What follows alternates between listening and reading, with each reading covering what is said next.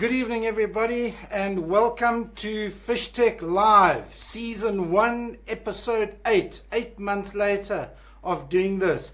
Man, what an interesting week. Many of you that follow me on Facebook will know that I was at Ruderkoppies for a week, for 7 days, going on 8, I think. And then I was on the Vaal River following the World Championships, the 13th Black Bass World Championships. Guys, what an event. What an absolute event. A lot of you were able to attend. I know a lot of you were on Facebook. Just Fishing, Mark Bywater did a hell of a lot of coverage. There was a live weigh-in. There was an American-style drive-in. There was cameras, there was audio, there was drones, there was, you name it, there was absolutely everything. What a tournament. So that is going to be the primary subject tonight, as we're talking about the World Championships. You guys know that South Africa won by now. It was an absolute fantastic win. Our boys did us proud. They were nervous as hell. It was a little bit of a tense build up to the whole thing, and even during it, the tensions ran high amongst Saba, and but we knew all along that boys were going to do it, and they did it, and it really was a great spectacle. There was all sorts of weather, there was everything. So first of all, I'd just like to congratulate the Protea, the Saba Protea team. Guys, fantastic job. We all secretly knew you were going to do it, but really congratulations. You are the world champions, and next year is Mexico, and I'm sure you'll all be there defending the title, so that's really going to be interesting. Guys, the subject for tonight is around, I know we've covered the Vaal River a lot in this FishTec Live thing, but it is very relevant, and I want to talk about the spectator side of the sport. I was there not as an official, not as somebody with a large Navico Lawrence budget, with a big boat with a 400 horsepower on the back, 10 cameras, cameramen, sound people. I did not have any of that. I'm John Easton. I was on the river with a homemade boat, with a little drone and my cell phone and a little camera with a zoom on it. And my objective of being on the river was I wanted to bring something to Facebook that I wished I could have always seen online. So I just want to click on this here. I don't know. I want to see if there's any comments coming up. There we go. Hello, France. France Swanepoel was one of the skippers, guys. You'll see he's just joined us. Guys, you've got to take your hat off to those skippers. They were incredible. I mean, to sit on that boat in all those various conditions and for the amount of time without being able to fish must have been very, very tough. So yeah, very, very to you and all your fellow skippers, well done, France. You guys were awesome. You really, you know, between you and the Saba organizers, you made it a really, really first-class event for the competitors. I think anybody from anywhere around the world, I mean, just go and look at the comments that the guys made. They said they've never seen anything like it. So really, it was something to remember. Obviously, the standard of competitions in South Africa just seems to be getting better and better and better, you know, and this is what we want to see. So this is really fantastic. So yeah, good evening, Tim, well beloved, welcome. Guys, I was talking about being a spectator, being on the water, and what I was trying to do while I was there. I wanted to bring something to Facebook, to social media, that I wished I could have seen. If you go, let's say 3 years ago, and I'm talking that recently, the first time I really heard of this Black Bass World Championships, I know you're going to laugh, but remember, I'm just your average, you know, before FishTec, let's just call me your weekend hacker, you know, a little bit of fishing here and there. You know, I never knew about this World Championships thing. Apparently, the Protea team has been going to this thing for years, but if you ask around, I know the guys within the inner circle of Saba, you've always known about it. you know, you guys that have been competing for this and amongst each other and whatnot, you know about it and you're going, oh, John, how doff, you know. But that's an honest thing. 3 years ago, the first time I heard about this whole thing, no, I'll tell you when was the first time I heard about the Black Bass World Championships, was from Rob Fisher. Rob Fisher went over, I think it was to Mexico. I'm open to correction. I can't remember if that's right. But, so I just want to check if anyone's having any problems. Good evening, Annie Skuman. Is anybody having audio issues? If you are having audio issues, please just write a comment there. But the audio bar looks like everything's working fine. So, yeah. Carl Lewis says, hi John, my Crackleback 600 was being used by the Americans. They had purchased one of your cards and were very happy with it. Thanks, Carl. Yes, they Team USA did have FishTec HD charts. The entire field did have FishTec charts, but they were just satellite imagery and the contour imagery. I'll give you an example of that just now. But they did have they did acquire 2 copies of the HD charts, the ones with the mosaics with the Ultra HF. So yeah, thanks for that little bit of feedback there, Carl. Yeah, so you know, I saw Rob Fisher posting about, I think it was Mexico, guys. I'm open to correction there, but you know, and we saw what the guys would do, but it was very limited. You know, there were a couple of photographs here and there, but it was very, very limited. Last year in Portugal, the year before that was Lake Bolsena in Italy. That had very bad coverage. Then Portugal. Last year, Portugal, when the boys arrived in Portugal at Lake Alqueva, there was a lot of photographs. It was absolutely awesome. The guys were standing at the dam wall. I remember August Lignan was posing at the dam wall, and it really was something fantastic to see, and a lot of photographs. Then it went dead. Then there was nothing. Then there was no social media for a while.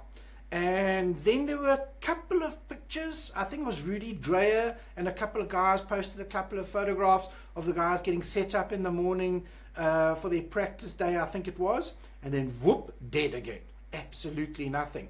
And then all of a sudden on the final day, particularly, there was weigh-in information, I think, every day. I'm open to correction. But on that final day, I remember sitting in my lounge with my phone, and Mike Milligan and I think it was somebody else, but definitely Mike, was streaming live results of the final weigh-in. And I tell you what, it was quite nail-biting, and I think we came second there. But, you know, and then we came second and it was all done and whatnot. And I felt, no, man, come on. That can't be it. That cannot be. Yes, thank you for that. You know, it's better than nothing. But then you go to your TV, you click that on, or then they stopped ESPN here in South Africa, but then you go onto Bassmaster Live on your computer, and there you can watch the guys fishing, and the build up to it, the footage, the quality of the footage and everything. I tell you, as a spectator, 8,000 miles away from those tournaments in the States, and it's just fantastic. You really get drawn into the whole tournament.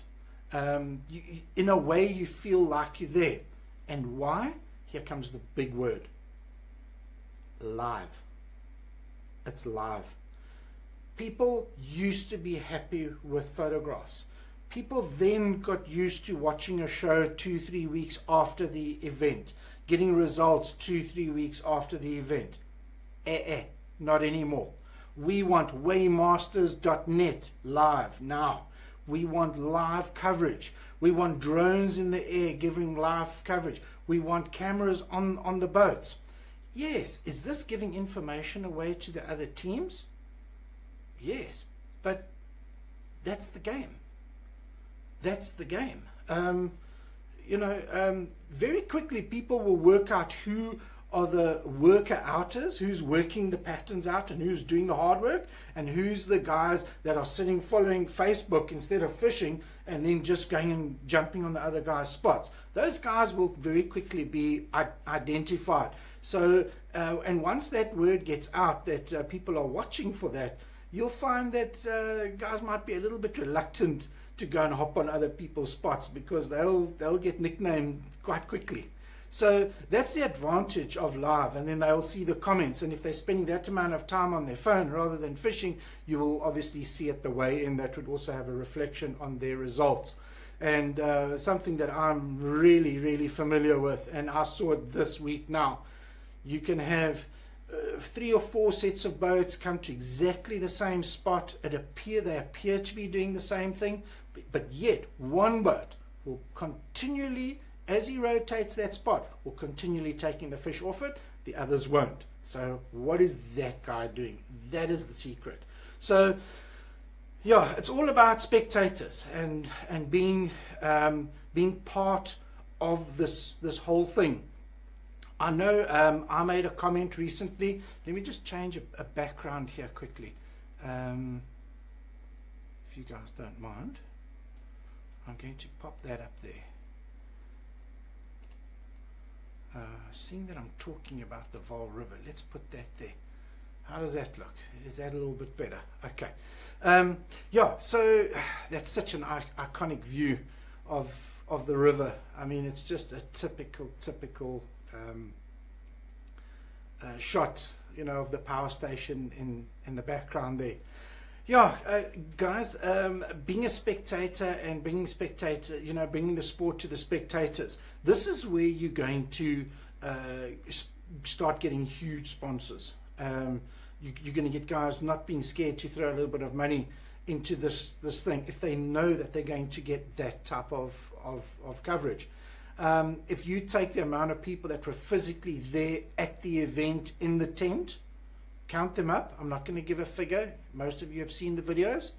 And then you look at Just Fishing or Mark Bywater's video in the evening of the live weigh-in of the presentation, and you look at the international participation and viewership. It's incredible. Me, as John Easton, as a spectator and sponsor, guys, don't forget I was a sponsor for this tournament. I know it caused a lot of trouble. We'll talk about that now. But I was a sponsor for this. We made sure everybody had charts. But I was essentially on the water as a spectator, purely as a spectator. Paid for my own accommodation. I had my own access to public water, and I did my thing as a spectator. I had respect for the competitors, and I can guarantee you there's no competitor that was on the water that would say, geez, that guy on that FishTec little trimaran boat gave me a lot of hassles. Nobody. Yeah, the Zimbabweans had a go at, the one Zimbabwean team had a go at my drone with their lure, but I did ask, and I took that as a sign, okay, let's back off. But you know, it's all about bringing you information on the water as a live feed. My one piece of footage that I put up on my Facebook page, I put that up sometime in the early morning. By lunchtime, it had 13,500 views.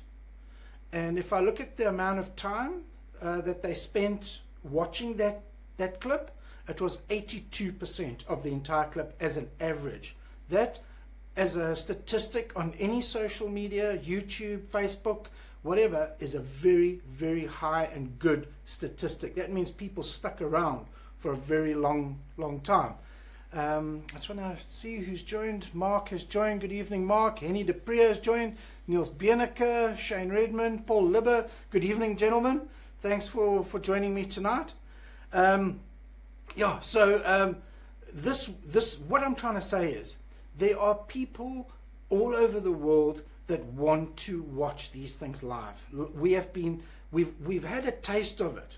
We know what it tastes like now to watch live video. We want more. We want more. Is the weigh-in enough? No. On the final day, Mark Bywater did do some coverage of Justy on the water. That was the type of stuff we want to see. But guess what? We want to see it on every boat. I know the logistics that goes behind that is tremendous, but that's what we want to see. And if it's advertised correctly, you look after your sponsors, I repeat that, look after your sponsors, you will have the money to do special things like that. Really, I think it's something that is achievable. It can be done. The presentation, the tent, the accommodation and all that, those boxes are checked. Saba organizers, Saba managers have done a tremendous job of that. Those boxes are all checked. But it's this next step. And look, I know things do take time and what have you, but I've found when I want to do something and I think, oh, that is just such a mission or whatnot, I need somebody to push me and I need somebody to drive me. And we as the spectators, I'm not talking about the guys that are competing within Saba to go and fish world championships. I'm not talking about that little tiny group. I'm talking about all of us, you, me, all of us normal folk that are not part of that group. We want to look up to that group. I love watching the Springboks play rugby. Do I go to their change rooms and hang out with them on the weekends and go to their club meetings and that? No, I'm not a part of that. That's their little group. But I'm still a supporter. I'm still a spectator of rugby. Sharks, same thing. I support the Sharks. You guys, Blue Bulls, Lions, whoever. But do they invite you over? Do you go to their club meetings? Do you go? No, you're just a spectator. But we want to see the game. Imagine if they just had their game and they all knew what was happening in the game, but you and I didn't. That needs to change. And that is changing right now. So, yeah, very exciting stuff with the future. Like I said, next year is Mexico. And let me tell you, Mexico, you've got some big boots to fill there. I'll show you where the guys are fishing next year. It's near a place called Shina. I don't know how to pronounce it with a Spanish sort of Mexican flavor, but I will show you where that lake is. But guys, I think that's enough of an introduction into the whole spectator thing and what we want to do there. But how do charts kick into being a spectator? Well, let me show you how that works. I'm going to change this background here. Sorry, give me a second. Good evening, Liz. There's Liz. Janrich Venter, he was a skipper. Good evening, Janrich. Miko Laxo, does these charts work, I would say, globally, everywhere? Miko, charts are pretty much, if you buy a chart for Mauritius, say, it's going to be a chart for Mauritius. So if you go to Reunion, not going to work so lekker. So if you buy a chart for Inando and then you go to Clan William, not going to work so lekker. You've got to buy a chart for the dam. The chart that I'm talking about tonight that we're going to be dealing with is the Vaal River chart, and it covers the entire river from the barrage to the power station, including the Taibos, well, a section of the Taibos, and as well as the Suikerbos. So yeah, I hope that answers that. I was trying to set up this. Okay, there we go. In fact, you know what? I want to do something quickly. I want to show you this chart that I'm showing you now is basically what the guys got sponsored. I sponsored 25 charts of the Vaal River. Excuse me. Chart options, view, and there was obviously a satellite image available, and then it also had contours, and this chart had the entire river from the barrage to the power station, Suikerbos, Taibos. It had the entire river. And 20 of the 39 boats, a lot of guys had already bought their own charts, but essentially every single person had a chart like this, similar to this. They had this information. Just a couple of days before the tournament, very short amount of time, I had the tournament director, general, whatever, contact me and say, do these charts work on a hummingbird? I said, no, Craig, sorry, they don't. He said, well, then I'm pulling them. Then nobody gets them. But the charts had been made, the time had been put into creating them, they'd already been delivered. This was a value of 62,500 Rand, and it was already there. I said, well, Craig, how many boats have hummingbirds?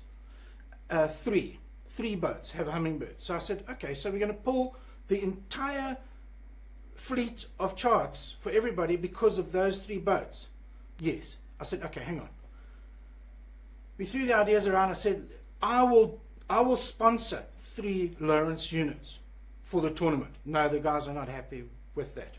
Anyway, what actually happened there was I had to, and this is under severe conditions, I basically had to take that data, convert it into hummingbird format, and that information was sent to Alan Baker under the strict conditions. It is for world champs only, and immediately after the tournament it is to be destroyed, deleted, and is not for anybody's use whatsoever after the tournament. That was made very clear, and I must tell you that was under extreme duress that I did that. I couldn't wrap my mind around the importance of the charts in this tournament.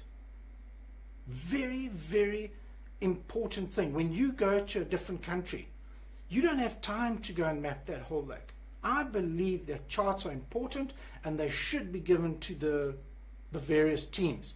And this is the first time in the history of this tournament, apparently, that such high quality data, and this isn't data that was converted from some old sediment or anything. This was actually physically driven out by me, up and down that river, and logged correctly. So what I'm trying to say is, it was a here in South Africa for the Black Bass World Championships 2017, we evened the playing fields from a chart perspective, these contour charts. Everybody had it. And I just couldn't wrap my mind around taking this away from the entire fleet just for 3 boats. It was, so I took the risk, and yeah, I did what I had to do, let's put it that way. But at the end of the day, everybody had the charts. You're probably thinking, who had the HD charts? The guys who had the HD charts was obviously us, a lot of African teams, and the USA. Strangely enough, not one European team bought the HD chart with the Ultra HF mosaics. Now that, to me, was extremely strange. Did they do all right? Germany did extremely well, and they don't even have a bass lake. They travel to different countries. So they're used to traveling to different countries and then going fishing. So you really got to take your hat off to those guys. And then the Italians. I think they came 3rd overall. So what a great result, you know. But they did have the contour charts, and the guys that I did speak to, they were extremely grateful for that. Let me just check on our post here. Shamir Khan, evening, good evening Shamir. Was disappointing not being able to watch the world's best angling. Way in was good, but more is needed. I agree with you 100%. Shamir, you and I, we're on the same page. And guess what? It's going to happen. It's going to happen. The average Joe on the street is going to have access to this. And I tell you, the guys can do it. I mean, what they've achieved with this World Championships in every other aspect is so phenomenal. This is the thing that's going to give them the money, because of the sponsorship and the extra viewers. It's going to give them the money to do so much more. There were just a few big names and a bit of change here and there put into this kitty. That can change huge viewership, huge social media support. The advertising just grows and grows, and the cash gets more, and that gives you the tools or the money to get the tools to do this amazing stuff. So yeah, those are good times. Let's the other thing I want to do quickly is where is this? I had a video that I want to show you of this area that I'm on at the moment. I'm going to go categories. I'm going to turn that off there. I'm going to turn those contours off. What you could also do with this, you could just turn the lines on so you don't have the colors. This, what you're seeing now, is what every single boat, every team had this information that you're seeing now. So they could do what we're doing now, what you see here behind me. This is exactly what every boat could do. So we've got that. I just want to turn those categories off so that there's nothing in the way. And then, of course, the guys that had the fancier charts, they could do this. Let's go back, go to east. They had the mosaic. You obviously had the mosaic like that. You could zoom in, and that's the kind of detail you'd expect to see from the mosaic. You zoom right in, you can see there's a nice big rocky section over here. This turned out to be a really, really good spot, and I'll show you who was fishing this now. I hope he doesn't mind me doing this. Okay, can you guys see that? Right. Now let me tell you, to watch Daryl Quinton fish, he's here with Shane Estrin, I think it is. You can't believe the focus and the concentration that this guy puts into fishing. You can't believe it. The amount of time that he spent on this particular spot. You see where he is now, and he's casting up. He's casting up on, there's a little slipway here. There's like a little place where you could park a boat inside there, and they've got a little slipway there.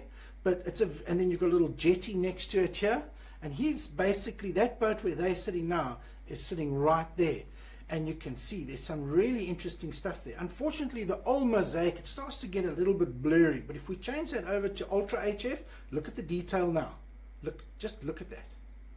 So those lines that you see there are the little ridges on the slipway, you know, so that you don't slip, you know, and you can see the rubble, you can see the stilts for the little jetty there, and then you've got all this rubble around here from previous maintenance, whatnot. So this was a really, really good spot, but it wasn't. And then of course you've got this whole rocky sort of area over here, you know, but something very important that was also nearby here was this. Let's zoom out a little bit. I want to show you, because remember, he was there, okay? Jacques Cooper, just hang on a sec. Jacques Cooper, John, any idea how many guys will be running your charts next week at Nationals? Jacques, it's hard to say. The sales of the Wriggleswade chart isn't quite as good as what it was for the Clan William. I think about 85% of last year's fleet had the Clan William charts. This year it's probably about half that, so it's not as good as last year, but yeah, we'll have to see. The dam has dropped dramatically, so let me tell you, Wriggleswade, there's going to be no hometown advantage there the way that dam has dropped. That's going to be like everybody is fishing there for the first time. It's dropped so much. But the big thing to mention here, my charts, those mosaics, are still very much in play. So we'll see. But yeah, I hope that answers that. Anybody else? Good evening, Mornay. Yeah, I was saying something else that was very important here in this area where Daryl Quinton was fishing here. View the categories. Let's turn these Let's turn everything on there. Okay, look at this deep water here. Can you see this deep water? He's sitting right near deep water. This is the south side of the river, the more shallow, gradual bank going out. I found the Team USA, Fred Rambanis. They fished that side of the river, at least when I saw them. They were fishing more that side, you know, the north-facing banks. They were concentrating on those banks. But this side of the bank was very, very popular. This whole section down here was very popular. Every day there was a heap of boats here, and while I came past here, I saw a lot of fish coming out of this particular area. But this particular spot where Daryl Quinton was, he had obviously put in a lot of time. Daryl knows the river extremely well. There's a lot of factors that contribute why this was such a good spot. Let's just turn those lines off. And I want to show you, if you see this video that I've got playing in the background here, you'll see if you go to your photos of this area. Okay, now this wasn't available on the sponsored charts, these photographs. The sponsored charts only had contour data and the satellite imagery. But that you can see, that is where Daryl's fishing at the moment. I think there was another shot of this. Let's look at 991. I think there's about 3,500 photographs for the river on this Vaal River chart. Yes, there we go. There, you see where he is there? That is looking into the inside of that little garage, that little water garage on the side there. But I must tell you a funny story. I was watching Daryl setting that up to go in there. As you can see, it's early morning. You could see he was working his way thoroughly up to there. Guys, out of the blue, and this is just Vaal River. Geez, Daryl, if you watch this, or if you, I don't know if you're on, but you'll probably have a good chuckle. No, or maybe not. This guy on this big wakeboarding boat, he idles out, he comes out nicely from the left here where you see Daryl is now, but he goes into park for no reason. I don't know why he moved the boat from A to B, and he just cuts off straight in front of Daryl, but wake everywhere, growling V8, and then boom, parks the boat, wakes everywhere. It was just the absolute disrespect, lack of what's happening around me attitude was just so shocked. And I just remember seeing Daryl looking at Shane and going, you gotta love it. So it was actually, I felt for him, eh? Geez, he put so much time working in there, and this guy just came and blasted it out. It was quite amazing. But yeah, so that area there, he really spent a lot of time on, and I saw a couple of guys coming back to this area and working this exact same area. But yeah, what was nice with the charts as a spectator was, number one, I could turn my range rings on. I knew exactly where I was on the river. So if you're going to go to any fishing tournament, whether it's the river or any dam or whatever the case might be, and you're a spectator and you're not in the actual tournament, you've got to have respect for the anglers. The guys say you've got to be at least 50 meters away from the fisherman so as you don't bug him. Guys, 50 meters on water is close. That is really close. You'll bounce a crankbait off a boat's glossy gel coat at 50 meters, no problem. It's, you know, it's really close. But whatever the tournament guys tell you as a spectator, that's the distance. If you're using a chart and you've got your unit set up correctly, you can set your range rings up, you will know exactly how far you are from that angler. Okay, so that's step number one, what you can do with your charts. You know where the angler is. You're accurate. Put your trail on. Put your trail on. Leave your trail on when you're in a tournament. Reason being, if anybody ever disputes you, you can say, hang on, what time?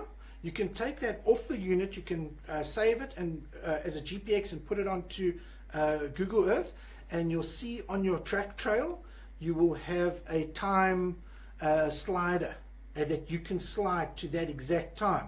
And at that exact time, it will show you on Google Earth exactly where you were, and you can say, guys, this is where I was, that's where the fisherman was. I was within my limit. So it's just another way to protect yourself using technology, using your charts and your Lawrence chart plotter. Right, so what else do we do then?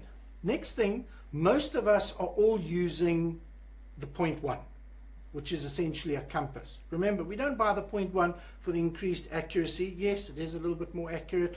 It's got a reduced EPE, estimated position error, is better, but it's the compass. But here's the beauty when you're a spectator. If you want to see what, let's say, Daryl Quinton is fishing in this area here, you can zoom in there, you can go back, go to your mosaics, or go to your contours. You'll first see your contours, you'll see what sort of depth he's fishing, and from a safe distance you will see the depth where he is, you'll see what he's fishing, you'll see what's near him. It makes you feel more part of the actual tournament as a spectator. But now what about the live coverage of the tournament media guys? Imagine being able to give this type of information, what you're seeing on the chart now, imagine being able to give that information to your viewers live from the charts like this. Can you imagine? You'll know the depth, you'll know the type of structure. You can zoom in there, change that to Ultra HF. Now you can see exactly, there's tires there, you can see every single little piece of information. You can see the rubble around there. I mean, look at these rocks over here. You know, if he moves along, there's endless amount of incredible detail that you could be streaming as the media social media supplier for the tournament or whatever. You could be feeding this type of information to your viewers. Somebody else can be seeing what baits they're throwing. This can be playing in the background. You know, if you look at what Mark Bywater did for his show and the live weigh-in and what have you, I think he realized, and let me tell you, to talk for that long the way he did must have been absolutely exhausting.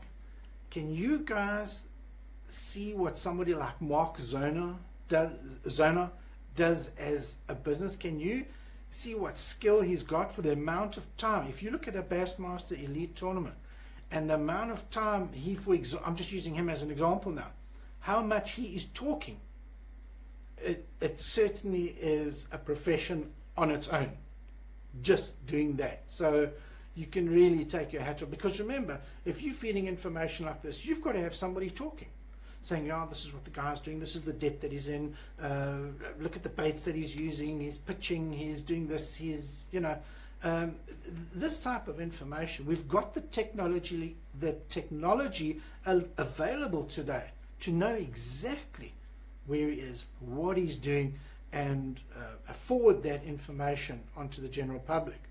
So yeah, what else can you do as a spectator using charts? Obviously a lot of guys are going to steal with their eyes, you know, and come back and try and replicate what they saw and what they learned from watching on Facebook or whatever. But you know what? That's what the sport is all about. That is exactly what it's all about. So yeah, just want to have a look. Where are we? Who else has joined? I've been watching here.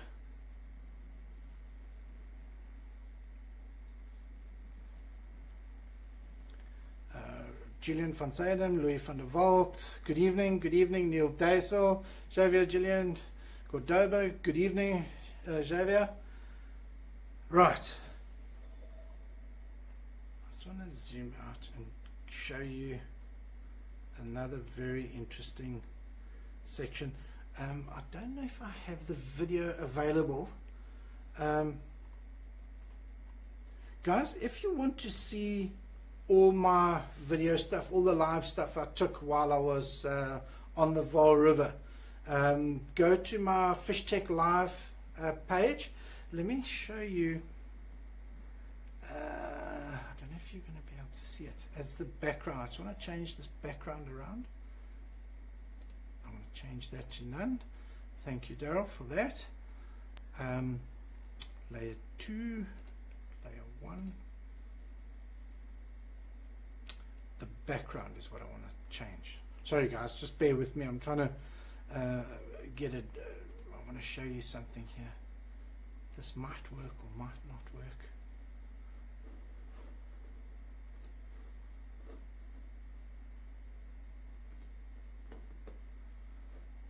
Okay, here we go.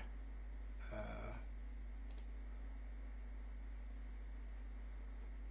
don't know if you guys can see that. That's my Facebook page, but it's not coming up live for some other strange reason. I don't know why. I wanted to show you some charts as well, but it's not.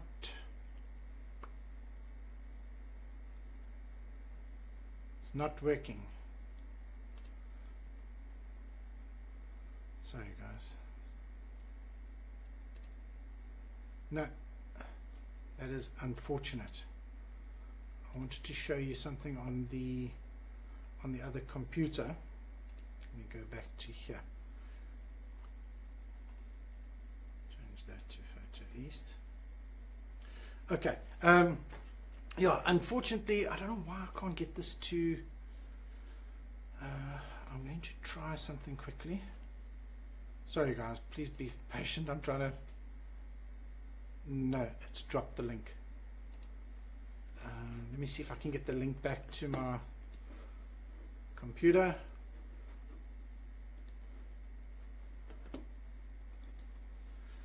Sorry guys. Yeah, this is live. This is what live is all about. No, it doesn't look like it wants to fire up at all.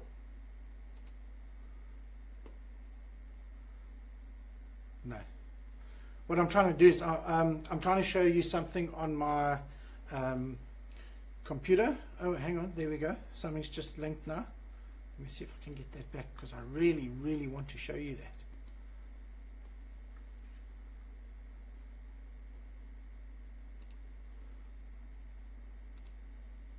You guys would have a good chuckle if you saw what I was doing right now. This is something that we hope to have sorted out, and there we go. Right, I hope you guys can see that. Okay. Whew, that had me going for a sec there. Thanks for your patience, guys. I can't see your comments on Facebook for a while, so I will try and read them again just now, but I saw it was a little bit quiet, so that's fine. Okay, I want to talk about what other information was available to the guys coming to South Africa for the first time. This here is CMAP Genesis. Okay, it used to be called Inside Genesis. This is now called CMAP Genesis. What I did was, when I first heard that the Vaal River was going to be the venue for the World Champs, the first thing I did, I went to the SA Inland charts and I saw what is available on the SA Inland chart. Nada. A river outline, that's it. I then went to Navionics. I'll show you Navionics.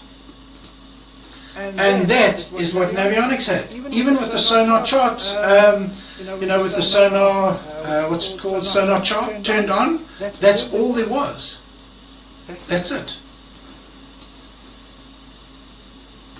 No contours, no information whatsoever. So for anybody traveling, this web app at Web App Navionics is free, it's online, but that's the first thing the guys do, is go and have a look at this and say, what's available for this river that we're going to be fishing the World Championships in. So they'd go here and they'd be incredibly disappointed. They would have gone to Inside Genesis, now called CMAP Genesis, and they would have seen nothing.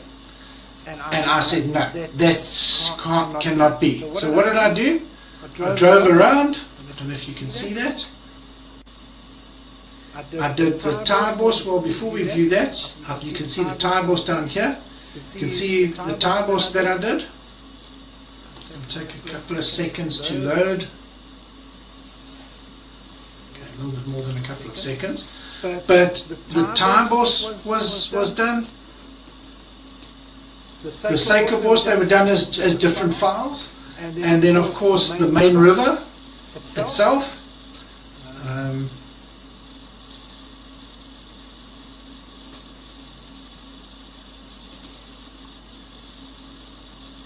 View. Okay, can you see that? There, it's doing the whole river. So basically, that information was available to everybody for the World Championships. I tried to advertise it, I tried to punt it, I tried to push it.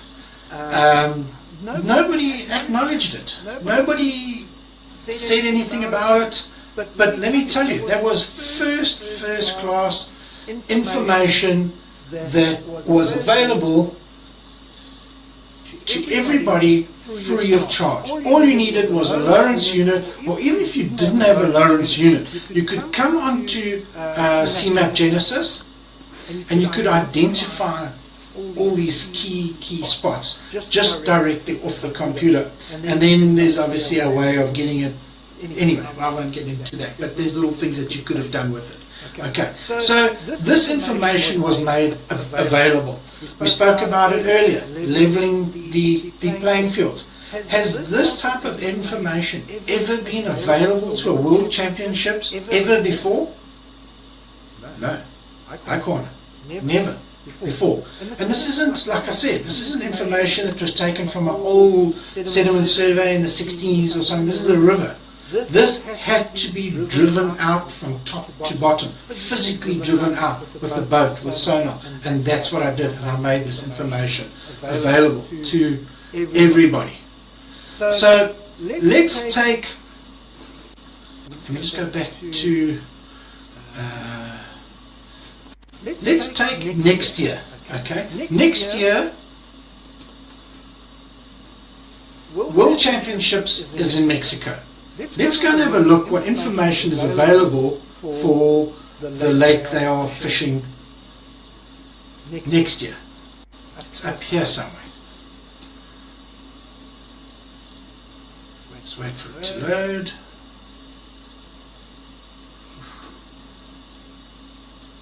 Doesn't like Safari.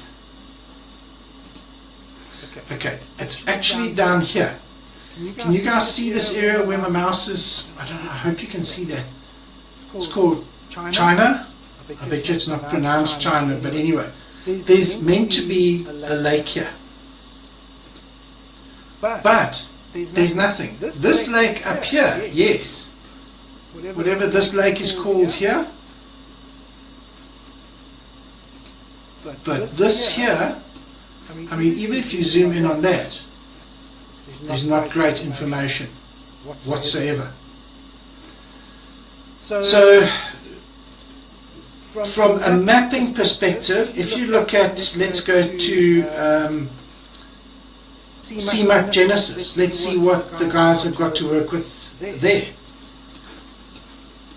So basically Navionics, for the guys prepping for Mexico next year, Navionics is a no-go. There's zilch, nada, nothing. So Navionics, no Navionics for World Champs next year. Okay, there's a little teardrop. That's good news. So this is promising. Can you guys see this? Now this, it's Presa El Chichilo is the lake's name that the guys are actually fishing. Let me tell you, it looks like a treacherous piece of water. I must be honest, I wouldn't like to be out here without a chart. You're in serious trouble here because there are some scary looking little spots here. The total surface area of this lake, the Presa El Chichilo, it was last updated on the 2nd of the 10th, this month. The total area is 28,000 acres and 364 is covered. That's not good. Let's have a look what is actually covered. You can see there's some little specks here and there. Tiny little specks. Useless. Unfortunately useless. Now, my challenge goes to Team Mexico. What's the chances of you guys or somebody in Mexico, I'm not saying the whole of Presa El Chichilo being mapped for CMAP or whatever map, but what's the chance of at least matching, let's say, the same acreage that was done for the Vaal River?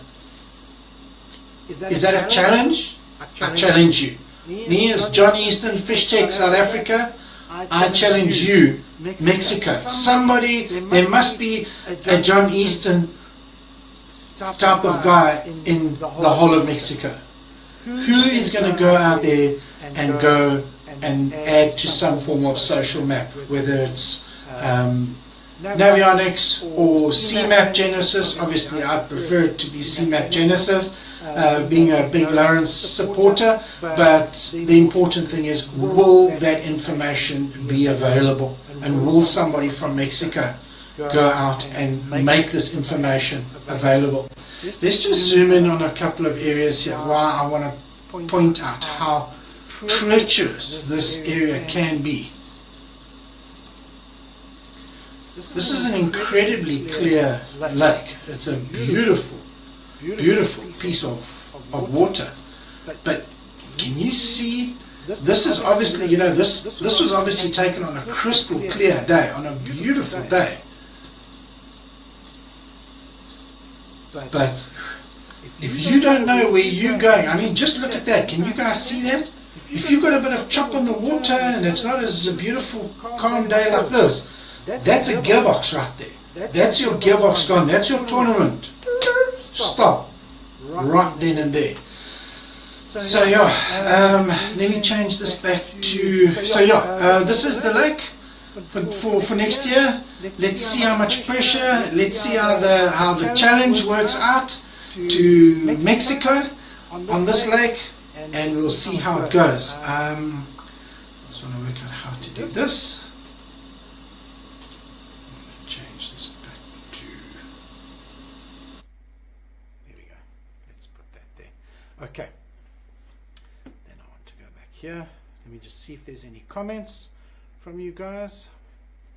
Excuse me, how are we doing time wise? Goodness me. 8:24.